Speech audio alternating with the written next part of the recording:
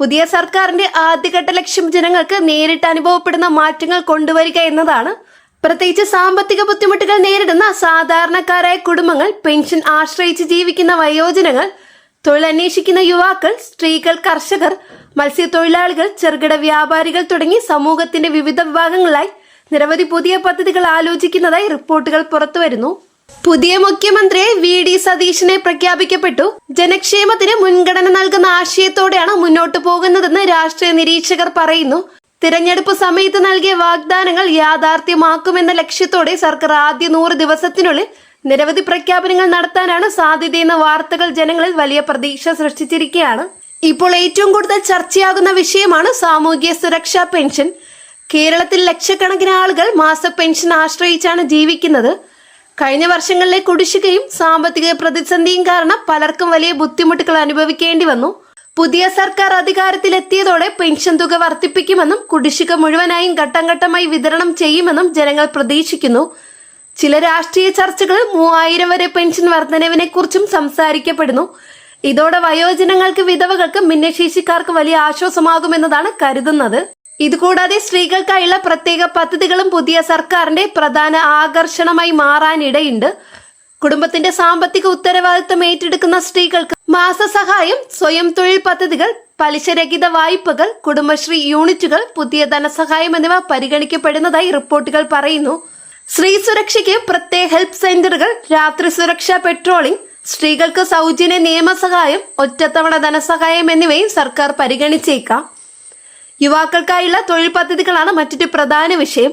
കേരളത്തിലെ വലിയൊരു ഭാഗം യുവാക്കൾ തൊഴിലില്ലായ്മ കാരണം വിദേശ രാജ്യങ്ങളിലേക്കോ മറ്റ് സംസ്ഥാനങ്ങളിലേക്കോ പോകേണ്ടി വരുന്ന സാഹചര്യമുണ്ട്. അതിനാൽ പുതിയ സർക്കാർ IT പാർക്കുകൾ വികസിപ്പിക്കുക, സ്റ്റാർട്ടപ്പ് പദ്ധതികൾക്ക് കൂടുതൽ പിന്തുണ നൽകുക, PSC ഒഴിവുകൾ വേഗത്തിൽ നികത്തുക, സർക്കാർ സ്ഥാപനങ്ങളിൽ ഒഴിവുകൾ റിപ്പോർട്ട് ചെയ്യുക, സ്വകാര്യ മേഖലയുമായി സഹകരിച്ച് പുതിയ ജോലി അവസരങ്ങൾ സൃഷ്ടിക്കുക തുടങ്ങിയ കാര്യങ്ങൾ മുൻഗണന നൽകുമെന്നാണ് പ്രതീക്ഷ. കർഷകർക്ക് വേണ്ടി പുതിയ കാർഷിക പാക്കേജുകളും വലിയ ചർച്ചയാകുന്നു. നെൽകർഷകർക്ക് ഉൽപാദന സബ്സിഡി, റബ്ബർ കർഷകർക്ക് വില സ്ഥിരതാ പദ്ധതി, പച്ചക്കറി കർഷകർക്ക് നേരിട്ടുള്ള മാർക്കറ്റിംഗ് സൗകര്യം, പ്രകൃതി ദുരന്തത്തിൽ നഷ്ടമുണ്ടായവർക്ക് അടിയന്തര ധനസഹായം എന്നിവ നടപ്പാക്കാനുള്ള സാധ്യതകളെക്കുറിച്ചും സംസാരിക്കപ്പെടുന്നു.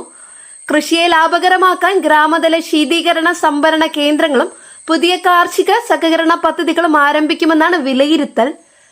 മത്സ്യത്തൊഴിലാളികൾക്കായി പ്രത്യേക ഇൻഷുറൻസ് പദ്ധതി, അപകടത്തിൽ മരണപ്പെട്ടവരുടെ കുടുംബങ്ങൾക്ക് അടിയന്തര ധനസഹായം, മത്സ്യബന്ധന ബോട്ടുകൾക്ക് ഇന്ധന സബ്സിഡി, തീരദേശ വീടുകളുടെ നവീകരണം, കുട്ടികൾക്ക് വിദ്യാഭ്യാസ സഹായം തുടങ്ങിയ പദ്ധതികളും പുതിയ സർക്കാരിന്റെ പരിഗണനയിൽ വരാൻ സാധ്യതയുണ്ട്. വിദ്യാഭ്യാസ രംഗത്തും വലിയ മാറ്റങ്ങൾ പ്രതീക്ഷിക്കപ്പെടുന്നു. സർക്കാർ സ്കൂളുകളുടെ അടിസ്ഥാന സൗകര്യം മെച്ചപ്പെടുത്തുന്നു. വിദ്യാർത്ഥികൾക്ക് ഡിജിറ്റൽ പഠന സൗകര്യങ്ങൾ ഒരുക്കുക, ഉയർന്ന വിദ്യാഭ്യാസ സ്കോളർഷിപ്പുകൾ വർദ്ധിപ്പിക്കുക, സാമ്പത്തികമായി പിന്നോക്കം നിൽക്കുന്ന വിദ്യാർത്ഥികൾക്ക് ഫീസ് ഇളവ് നൽകുക തുടങ്ങിയ കാര്യങ്ങൾ ചർച്ചയിലുണ്ട്. വിദ്യാർത്ഥികൾക്കായുള്ള ലാപ്ടോപ്പ് പദ്ധതി, പരീക്ഷാ ഫീസ് സഹായം, സൗജന്യ പരിശീലന ക്ലാസുകൾ എന്നിവയും പുതിയ സർക്കാരിന്റെ പദ്ധതികൾ ഉൾപ്പെടാം. ആരോഗ്യരംഗത്ത് സർക്കാർ ആശുപത്രികൾ കൂടുതൽ ആധുനികമാക്കുന്ന ലക്ഷ്യത്തോടെയാണ് പുതിയ ഭരണകൂടം മുന്നോട്ടു പോകുന്നതെന്ന് വിലയിരുത്തപ്പെടുന്നു. ഗ്രാമപ്രദേശങ്ങളിൽ കൂടുതൽ ഡോക്ടർമാരെ നിയമിക്കുക, സൗജന്യ മരുന്ന് വിതരണം ശക്തമാക്കുക, ചികിത്സാ സഹായ പദ്ധതികളുടെ പരിധി വർദ്ധിപ്പിക്കുക, ക്യാൻസർ, ഹൃദ്രോഗ രോഗികൾക്ക് പ്രത്യേക ധനസഹായം നൽകുക തുടങ്ങിയ കാര്യങ്ങൾ ജനങ്ങൾ പ്രതീക്ഷിക്കുന്നു. സാധാരണ കുടുംബങ്ങൾക്ക് വൈദ്യുതി ജല ബില്ലുകളിൽ ഇളവുകൾ, കുറഞ്ഞ വരുമാനക്കാർക്ക് സബ്സിഡി, റേഷൻ കാർഡ് ആനുകൂല്യങ്ങൾ വർദ്ധിപ്പിക്കൽ, വീടില്ലാത്തവർക്ക് പുതിയ ഭവന പദ്ധതികൾ തുടങ്ങിയ കാര്യങ്ങളും വലിയ ചർച്ചയാകുന്നു. നഗരങ്ങളിലും ഗ്രാമങ്ങളിലും പുതിയ റോഡുകൾ, കുടിവെള്ള പദ്ധതികൾ, മാലിന്യ സംസ്കരണ സംവിധാനം, പൊതുഗതാഗത വികസനം എന്നിവയും സർക്കാർ പ്രധാനമായി പരിഗണിക്കുമെന്നാണ് വിലയിരുത്തൽ. ചെറുകിട വ്യാപാരികൾക്ക് വായ്പാ സഹായം, GST സംബന്ധിച്ച ഉപദേശക കേന്ദ്രങ്ങൾ, ചെറുകിട കടകൾക്ക് പലിശ ഇളവുള്ള വായ്പകൾ, വനിതാ സംരംഭകർക്ക് പ്രത്യേക ധനസഹായം തുടങ്ങിയ പദ്ധതികളും പ്രതീക്ഷിക്കപ്പെടുന്നു. കോവിഡ് സമയത്ത് വലിയ സാമ്പത്തിക പ്രതിസന്ധി നേരിട്ട് വ്യാപാര മേഖലയെ വീണ്ടും സജീവമാക്കുന്നതും പുതിയ സർക്കാരിന്റെ പ്രധാന വെല്ലുവിളിയാകും. പ്രവാസികൾക്കായി പ്രത്യേക ക്ഷേമനിധി, വിദേശത്തെ ജോലി നഷ്ടപ്പെട്ട് മടങ്ങിയവർക്കുള്ള പുനരധിവാസ പദ്ധതി, പ്രവാസി നിക്ഷേപ പദ്ധതികൾ, നോർക്ക സേവനങ്ങൾ വിപുലീകരിക്കൽ തുടങ്ങിയ കാര്യങ്ങളും ചർച്ചയിലുണ്ട്. ഗൾഫ് രാജ്യങ്ങളിൽ ജോലി ചെയ്യുന്ന മലയാളികൾക്ക് സഹായകരമായ പുതിയ നയങ്ങൾ കൊണ്ടുവരുമെന്ന പ്രതീക്ഷയും ഉയരുന്നുണ്ട്. കേരളത്തിലെ ജനങ്ങൾ ഇപ്പോൾ ഏറ്റവും കൂടുതൽ കാത്തിരിക്കുന്നത് ഈ പ്രഖ്യാപനങ്ങൾ യാഥാർത്ഥ്യത്തിലാകുമോ എന്നതാണ്. തെരഞ്ഞെടുപ്പ് വാഗ്ദാനങ്ങൾ എത്രത്തോളം വേഗത്തിൽ നടപ്പിലാക്കുമെന്നതാണ് പുതിയ സർക്കാരിന്റെ വിശ്വാസ്യത നിർണ്ണയിക്കുന്നത്.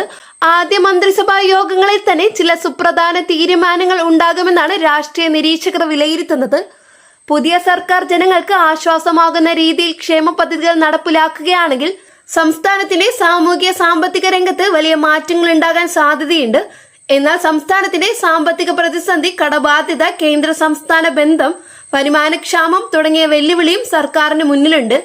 ഈ വെല്ലുവിളികൾ മറികടന്ന് ജനക്ഷേമവും വികസനവും ഒരുപോലെ മുന്നോട്ട് കൊണ്ടുപോവുക എന്നതായിരിക്കും പുതിയ ഭരണകൂടത്തിന്റെ ഏറ്റവും വലിയ പരീക്ഷണം. അടുത്ത ദിവസങ്ങളിൽ സർക്കാർ പ്രഖ്യാപനങ്ങളും മന്ത്രിസഭാ തീരുമാനങ്ങളും കൂടുതൽ വ്യക്തത നൽകും. പെൻഷൻ വർധന, സ്ത്രീകൾക്കുള്ള പുതിയ പദ്ധതികൾ, യുവാക്കൾക്കുള്ള തൊഴിലവസരങ്ങൾ, കർഷക സഹായങ്ങൾ, വിദ്യാഭ്യാസ ആരോഗ്യരംഗത്തെ പരിഷ്കാരങ്ങൾ എന്നിവ യാഥാർത്ഥ്യമായ കേരള രാഷ്ട്രീയത്തിൽ വലിയ മാറ്റങ്ങൾക്ക് വഴിയൊരുങ്ങും. ഈ വിഷയവുമായി ബന്ധപ്പെട്ട പുതിയ വിവരങ്ങൾ, സർക്കാർ പ്രഖ്യാപനങ്ങൾ, രാഷ്ട്രീയ അപ്ഡേറ്റുകൾ, ക്ഷേമ പദ്ധതി വിശദാംശങ്ങൾ എന്നിവ അടുത്ത ദിവസങ്ങളിൽ കൂടുതൽ ശ്രദ്ധ നേടാനിടയുണ്ട്. ആയതിനാൽ ചാനൽ സബ്സ്ക്രൈബ് ചെയ്യാനും തൊട്ടടുത്ത് കാണുന്ന ബെല്ലൈക്കൺ അമർത്താം. ഞാനിടുന്ന വീഡിയോയുടെ നോട്ടിഫിക്കേഷൻ നിങ്ങൾക്ക് ഉടനടി തന്നെ ലഭിക്കുന്നതായിരിക്കും. കൂടാതെ ഈ ഒരു ഇൻഫർമേഷൻ സുഹൃത്തുക്കളിലേക്ക് ഷെയർ ചെയ്ത് കൊടുക്കുക. വീഡിയോയ്ക്ക് ലൈക്ക് സപ്പോർട്ടും തരാം. ഫേസ്ബുക്കിൽ കാണുന്നവർ പേജ് ഫോളോ ചെയ്യുക. നെക്സ്റ്റ് ഒരു അപ്ഡേറ്റ്സുമായിട്ട് വീണ്ടും കാണാം. എല്ലാവർക്കും നന്ദി, നമസ്കാരം.